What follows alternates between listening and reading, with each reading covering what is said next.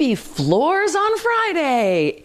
HBK wellness enthusiast, master trainer Kiona Leah, back with you guys again. And this broadcast is going out on Friday. And this week, we have been talking about how to hack the low back.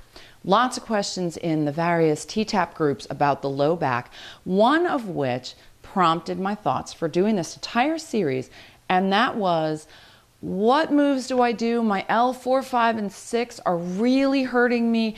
I'm really scared of things like T-tap twist, oil wells, etc. I want things that are gentle, that are going to start helping the problem. And one of the moves that I thought of that actually is really, really, really gentle and safe because of the fact that we are sitting on the floor is our stretches from our cross-legged position.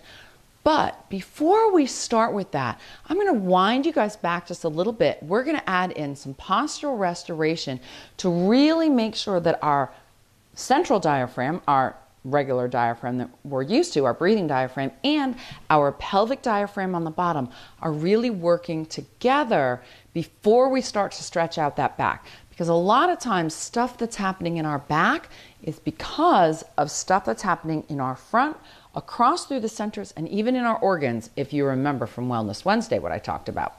So let's look at all of these. Now, you can do this from a cross-legged position if you like, or if you really want to stay in balance to start off with, your ideal is to just straighten both legs in front of you if possible. I know for some of us that's not always possible. My left knee is not a happy camper right now as a result, but think about trying to do this without the legs crossed, because as soon as one leg's on the bottom and one leg's on the top, there is a slight imbalance going on, and we have to do both sides, which we'll talk about. But let's start off with this postural restoration breathing. In alignment, shift, shift, shift so you can feel those hip bones, and just get yourself nice and tall. We don't have to pelvic tilt or tuck just yet. Hands on those rib cages. Find the bottom of those rib cages. This is where our diaphragm is, our breathing diaphragm. So we want to start here so we can connect to it. So hands on those ribs. If you want to spread them up and down, you can. Inhale and expand 360. Exhale, pull those ribs together. Really feel those come in. Inhale, expand, push those hands out in all directions. Inhale, pulling those ribs in. Now, if you're having trouble with that, what we can do is we can work on some adhesions. So we're going to start at this xiphoid process. I'll turn slightly. I'm going to start right where the ribs come together at the xiphoid process. And inhale, pushing those fingers away. On your exhale, try and press those fingers into your belly and hook them under your rib cage if you can. Walk those fingers out. Inhale. Exhale. Wrap them in. You may feel some discomfort. These are probably spots where things are stuck. That's good. It's not good you feel discomfort. It's good you found those spots. Stay there with them so that you can work out that tension so more of your diaphragm can expand. Walking down to your sides. Again, fingertips on the edge. It kind of tickles for me, so I apologize. Inhale. Watch those ribs. They do float, so don't push too hard. Press in on your exhale.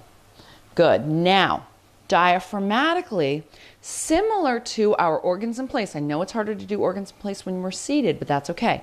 Find those hip bones. Now, still think 360. So front, side, back. You want to feel the back expanding too. You can reach behind with those ribs, but it's not as easy to dig underneath them. So here at the hip bones, fingertips to start. We're going to do this progressively. Inhale.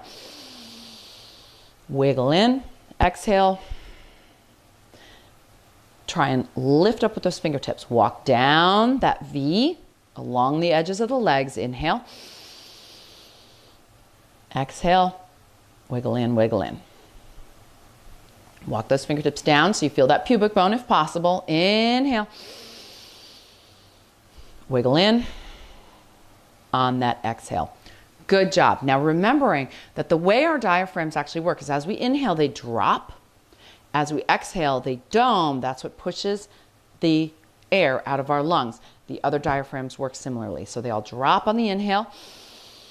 So on the pelvic floor, it drops sort of out of the way of your fingers. On the exhale, Guiding it up, pulling it up is working with that natural movement. So now this has been unlocked a little bit. Now we're going to go into our cross leg position.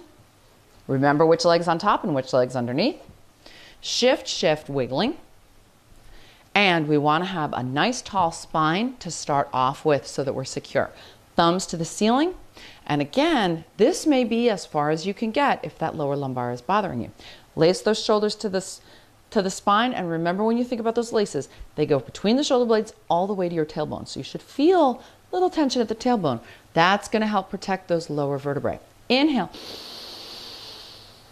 Exhale. Pull, and pull yourself tall and up. So you pull on those knees to create that lacing. Notice I didn't pull an arch. I just pulled. Shift back on the back of the sits bones and you'll feel the tailbone tuck under. Now we're going to do that pull again. Inhale. If you want to hunch the shoulders so you feel it better, exhale, pull against those knees. Keep tucking. Pull the belly button to the spine. Keep tucking, tucking, tucking, tucking, tucking. Feel those laces tighten, tighten, tighten all the way down the spine. Good. This is stabilizing. Inhale. Now we're going to actually pull ourselves forward. But as I pull forward, I'm going to move this arm out of the way. I'm actually going to turn further to the side so you can really see my spine. So we'll start that over. Tucked, pulled, belly button to spine. Inhale. Lots of resistance. Pull the laces tight. Inhale, keeping those laces tight, tight, tight. Pull, pull, pull, pull, pull, pull, pull. Where am I moving from? Notice it's at my hip joint. I'm not arching here. It's not just my chest. I'm not rounding. I'm keeping my spine as still as I can and I'm just hinging. This is what's going to help stretch that lower lumbar into the psoas muscle and help release possible sciatica and protect those vertebrae at the same time. Inhale. Again, this may be as far as you can go. Pull, thumbs up to the ceiling to keep the shoulders in alignment. Pull on those knees and get as far as you can. Exhale. You want to think about separating the vertebrae on the spine, so you're lengthening the spine, not by arching, but by pulling so they come apart in that same alignment. Now, if we have the flexibility, we can lean further forward and start to round. Inhale. Pull, pull, pull, pull, pull, pull, pull, pull, pull yourself forward. Do your best to keep the spine as still as possible. It's not going to stay as stiff anymore. That's okay. And then as soon as you reach forward to put the elbow on the shin, you're rounding the upper back. That's okay. This will stretch out those vertebrae more. If you can't do this, stay where we were. Keep practicing it until you can. Inhale. Push those elbows against the shins as hard as you can. The resistance will stretch your spine on the exhale. Try and keep the chest lifted as best you can. Inhale. Press, pull, pull, pull, pull, pull, pull, pull on that exhale. Now move down. Again, if you can, you're going to shift so that the back of the tricep is against those shins, elbows to the floor or almost. Inhale, pull. Keep the belly button to the spine. That stabilizes it. Don't let it sit in your lap. Exhale. Inhale. And last one, go to your maximum, drop down as far as you can. Keep the belly button to the spine to keep those vertebrae stable. Exhale, pull. Inhale. Now you may drop your chin and round the spine, but keep the belly button up to the spine. Don't let your belly sit on your thighs. Inhale. Exhale.